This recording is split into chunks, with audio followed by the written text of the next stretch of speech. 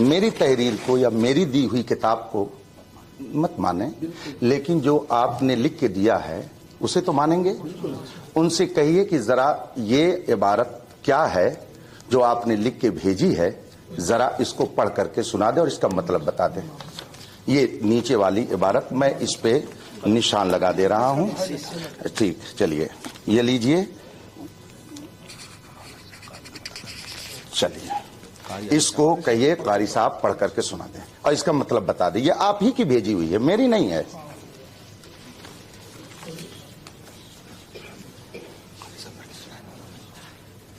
قاری صاحب پڑھ کر کے اسے سنائیں۔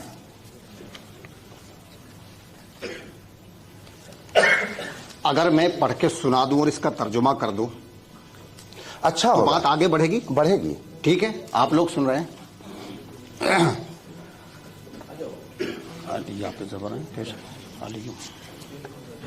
ٹھیک ہے، وہ تو آپ نے لکھ کے دیا، بات تو آگے بڑھے گی انشاءاللہ۔ علی مع القرآن والقرآن مع العلی لن يفترقا حتى يردا علی الحوض هذا حدیث صحیح الاسناد۔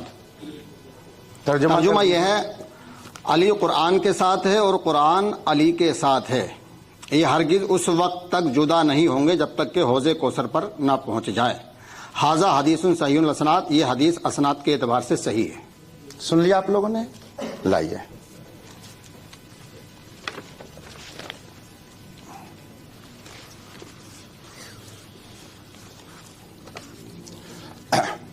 بسم اللہ الرحمن الرحیم۔ یہ تحریر خود انہوں نے بھیجی ہے اور انہوں نے بھی پڑھ کر کے سنائی ہے۔ اب چونکہ مجھے معلوم ہو گیا کہ قاری صاحب عالم نہیں ہیں، لیکن بغل میں بیٹھے ہوئے مصباحی صاحب ہیں تو وہ ضرور اس بات کو سمجھیں گے۔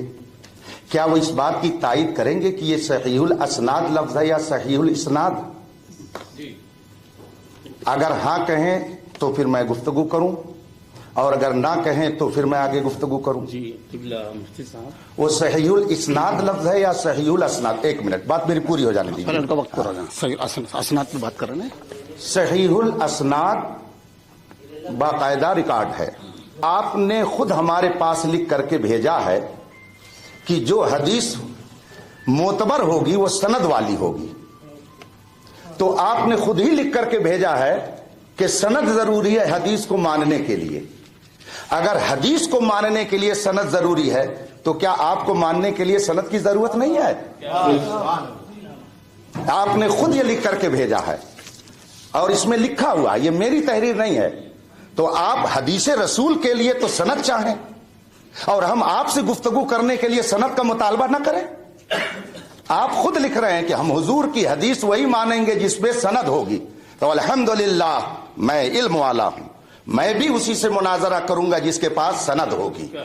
اس لیے کہ اگر آپ کے نزدیک کوئی حدیث بغیر سند کے معتبر نہیں تو میرے نزدیک کوئی مناظر بغیر اپنی علمی لیاقت کو بتائے ہوئے معتبر نہیں ہو سکتا۔ اور آپ نے جو عبارت پڑھی ہے، آپ کتب حدیث اٹھا کے دیکھ لیجئے، مناظرے کی کتابیں دیکھ لیجئے، اصول حدیث کی کتاب دیکھ لیجئے، آپ نے جو پڑھا ہے شاید کوئی آپ کی حمایت میں نہ ملے۔ خود آپ کے بغل میں مصباحی صاحب بیٹھے ہوئے ہیں، وہ بھی اس مسئلے میں آپ کی حمایت نہیں کر سکتے۔ اسی لیے میں نے کہا کہ مناظرہ کرنے کے لیے عالم ہونا چاہیے۔